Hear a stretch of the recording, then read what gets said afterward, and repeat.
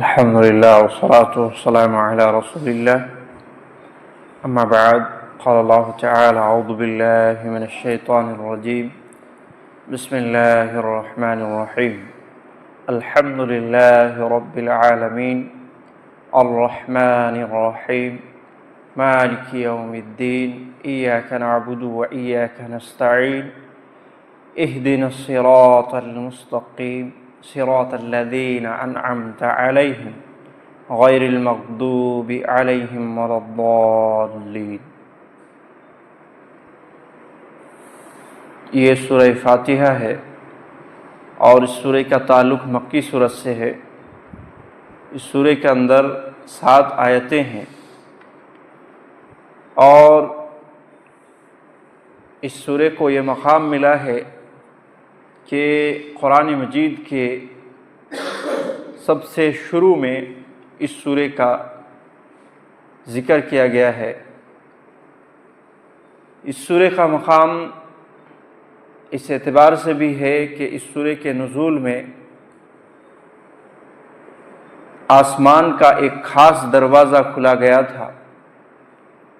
اس سورہ کا مقام یہ بھی ہے کہ اس سورہ کے نزول میں اور اس کی فضیلت کے حوالے سے بیان کرنے کے لیے ایک خاص فرشتے کو اللہ رب العالمین نے بھیجا تھا. اور اس سورہ کا مقام یہ بھی ہے کہ اس سورہ کے پڑھے بغیر نماز ہی قبول نہیں ہوتی. ہر نمازی کو ہر نماز میں بلکہ ہر رکعت کے اندر اس سورہ کا پڑھنا واجب ہے، ضروری ہے. قرآن مجید کو پڑھنے سے پہلے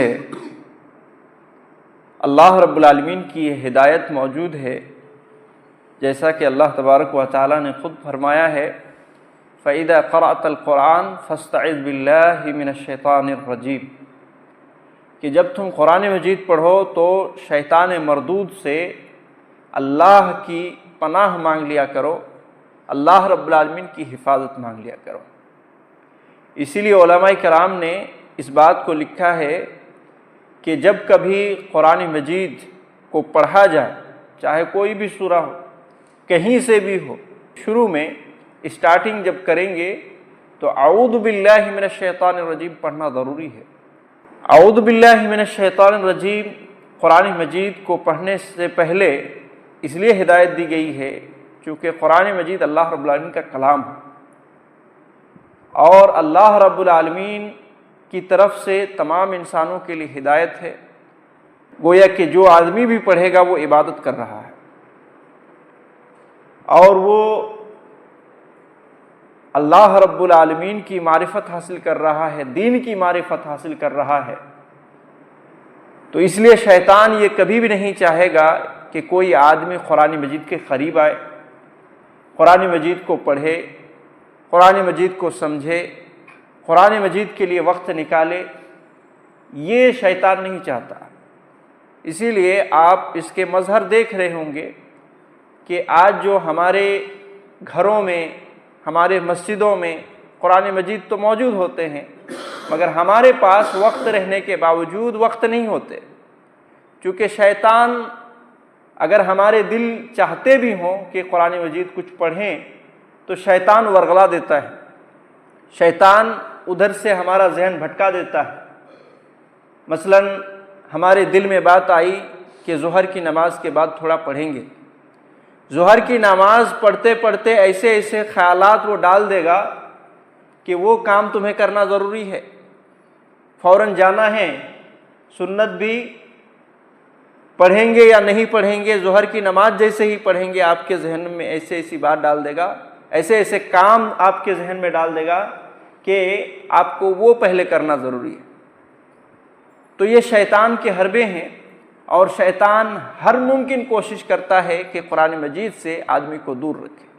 حتیٰ کہ آپ بچوں کو دیکھیں، اسکول جانے کے لیے شوق سے جاتے ہیں، ان کو اس قدر منانا نہیں پڑتا ہے، مگر مدرسے کی بات آئے تو ایسی صورت میں بچہ آپ دیکھیں گے روئے گا، نہیں جانا ہے، آپ کو زبردستی لانا ہے.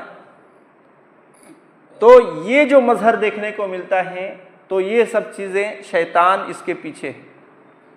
شیطان نہیں چاہتا ہے کہ بچہ قرآن مجید کو پڑھے، قرآن مجید کو سیکھے، قرآن مجید کے علوم کو حاصل کرے، یا آپ ہی اور ہم ہی قرآن مجید سے قریب ہوں، قرآن مجید کو سمجھے، یہ نہیں چاہتا۔ اسی لیے اللہ رب العالمین کی ہدایت یہ ہے فَإِذَا قَرَأْتَ الْقُرْآنَ فَاسْتَعِذْ بِاللَّهِ مِنَ الشَّيْطَانِ الرَّجِيمِ، جب تم قرآن مجید کو پڑھو تو سب سے پہلے اللہ کی حفاظت مانگو شیطان مردود سے۔ اللہ کی حفاظت مل گئی تو ایسی صورت میں پھر کوئی آپ کو ڈسٹرب نہیں کرنے والا، آپ کو کوئی جو ہے ادھر ادھر اس سے نہیں بھگانے والا۔ اس کے بعد بسم اللہ الرحمن الرحیم ہے، شروع کرتا ہوں میں اللہ کے نام سے جو بڑا مہربان نہایت رحم کرنے والا ہے۔ تو یہ بعض مفسرین کرام نے سورۃ الفاتحہ کی ایک آیت شمار کیا ہے، اور سورۃ الفاتحہ کی 7 آیتیں بتائی ہیں، جس میں سے ایک آیت بسم اللہ الرحمن الرحیم ہے۔ اس کے بعد سورۃ الفاتحہ کی دوسری آیت الحمدللہ رب العالمین، جس کا معنی ہے تمام تعریف اللہ رب العالمین ہی کے لیے ہے جو سارے جہاں کا رب ہے۔ الرحمن الرحیم، جو بڑا مہربان اور نہایت رحم کرنے والا ہے۔ مالک یوم الدین، بدلے کے دن کا مالک، قیامت کے دن کا مالک ہے۔ ایاک نعبد و ایاک نستعین، ہم صرف تیری ہی عبادت کرتے ہیں اور تجھی سے مدد چاہتے ہیں۔ اہدنا الصراط المستقیم، تو ہمیں صراط مستقیم پر چلا، تو ہمیں صراط مستقیم کی ہدایت دے۔ صراط الذین انعمت علیہم، اور صراط مستقیم کی تفسیر یہ آیت کریمہ ہے، صراط الذین انعمت علیہم غیر المغضوب علیہم ولا الضالین، کہ وہ راستہ جس پر چل کر تیرے نیک بندوں نے انعام پایا ہے، وہ راستہ نہیں کہ جس پر تیرا غضب ہوا ہے اور لوگ گمراہ ہوئے ہیں، وہ راستہ نہیں۔ الحمدللہ رب العالمین، اس میں اللہ رب العالمین کی تعریف ہو رہی ہے۔ الرحمن الرحیم، یہ دونوں لفظ جو ہیں یہ اگر ایک ہی جگہ پر آ جائیں تو مفسرین کرام نے لکھا ہے کہ رحمان یہ عام معنی رکھتی ہے، جبکہ رحیم خاص معنی رکھتی ہے۔ رحمان یہ دنیا کے لیے ہے کہ اللہ رب العالمین کی مہربانی، اللہ رب العالمین کی رحمت، اللہ رب العالمین کا کرم دنیا کے تمام مخلوق میں ہوتا ہے، چاہے اللہ رب العالمین کو مانتا ہو یا یہ کہ اللہ رب العالمین کو نہیں مانتا، اللہ رب العالمین کے دوست ہو، اللہ رب العالمین کی عبادت و اطاعت میں اپنی زندگی گزارتا ہو، یا پھر اللہ رب العالمین کی نافرمانی میں اپنی زندگی گزارتا ہو، سارے لوگوں کے لیے، سارے مخلوق کے لیے اللہ رب العالمین مہربان ہے، سب کو کھلاتا پلاتا ہے، سب کو زندگی جینے کا جو ہے تمام تر ذرائع میسر کرتا ہے، اور اس طرح سے تمام کو پالتا ہے۔ مگر رحیم جو ہے وہ خاص ہے آخرت کے لیے، کہ اللہ رب العالمین آخرت کے دن صرف اور صرف مومنوں پر رحم فرمائے گا، متقیوں پر رحم فرمائے گا، اور اس دن اللہ رب العالمین کے نافرمان، اس دن اللہ رب العالمین کے ذات میں، صفات میں، عبادات میں شریک کرنے والے مشرکین اور اسی طریقے سے منافقین، کافر لوگوں پر اللہ رب العالمین مہربانی نہیں کرے گا۔ اس دن خاص ہوگا اللہ رب العالمین کی رحمت، اور کس کے لیے؟ مومنوں اور متقیوں کے لیے، کہ جو لوگ اللہ رب العالمین پر ایمان رکھتے ہیں، اللہ رب العالمین کے اوپر ایمان رکھنے کے ساتھ ساتھ ان کے تقاضے کو پورا کرتے ہیں، ایسے ہی لوگوں پر اللہ رب العالمین قیامت کے دن مہربانی کرے گا۔ تو یہاں الرحمن الرحیم کہہ کر کے بندوں کے دلوں میں ایک طریقے سے رغبت دلائی ہے اللہ رب العالمین کی رحمت کی طرف۔ دوسری آیت مالک یوم الدین، قیامت کے دن کا مالک، بدلے کے دن کا مالک، یہ کہہ کر کے لوگوں کو ڈرایا گیا کہ تم اپنی روش کو بدلو، تم اپنی حرکتوں کو بدلو، اور اللہ اور اس کے رسول کی اطاعت میں اپنی زندگی گزارو۔ اللہ رب العالمین رحم و کرم کرتا ہے دنیا میں بھی اور آخرت میں بھی، اور ہر چیز پر قدرت رکھتا ہے، مگر یہ ہے کہ وہی اللہ اگر پکڑنے پر آ جائے تو پھر حالت خراب ہو جائے گی آدمی کی۔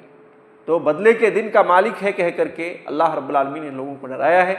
اور ایاک نعبد و ایاک نستعین جب ہم کہتے ہیں تو اللہ رب العالمین سے یہ کہتے ہیں کہ ہم تیری ہی عبادت کرتے ہیں اور تجھ ہی سے ہی مدد مانگتے ہیں، یعنی اللہ رب العالمین کے علاوہ کسی اور کی ہم عبادت نہیں کرتے اور اللہ رب العالمین کے علاوہ کسی اور سے مدد نہیں چاہتے۔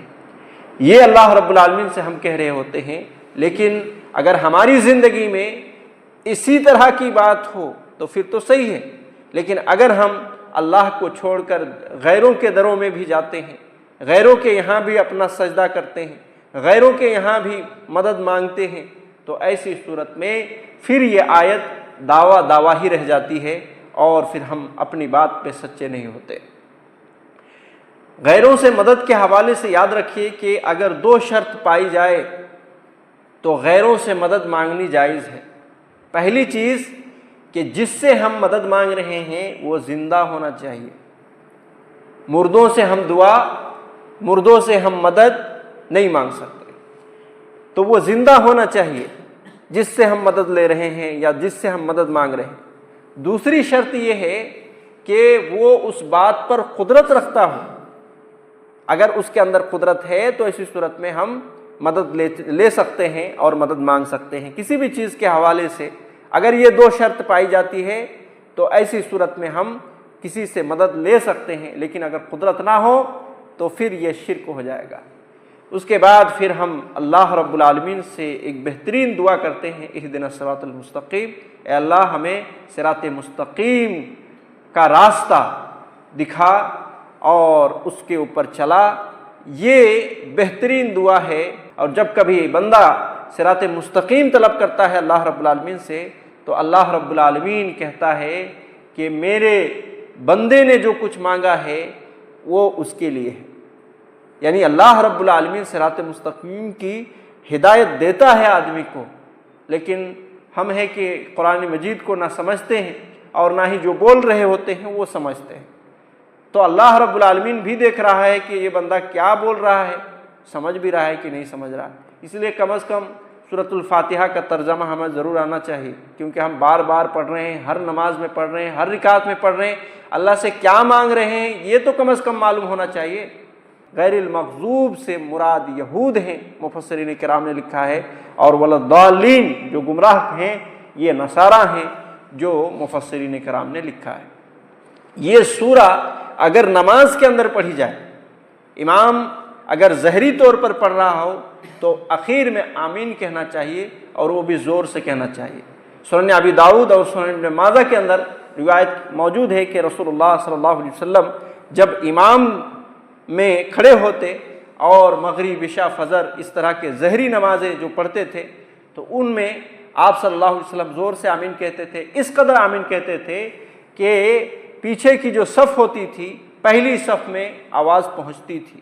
اور صحابہ کرام رضوان اللہ علیہم اجمعین کے بارے میں سنن ابن ماجہ وغیرہ کے اندر روایت موجود ہے کہ اس قدر وہ لوگ زور سے آمین کہا کرتے تھے کہ مسجد آمین کی آواز سے گونجتی تھی۔ تو اس سے مراد یہ نہیں کہ وہ چیختے تھے، چلاتے تھے، مگر زور سے آمین کہتے تھے، اور سارے لوگ اگر آمین کہیں گے تو مسجد گونجے گی ہی۔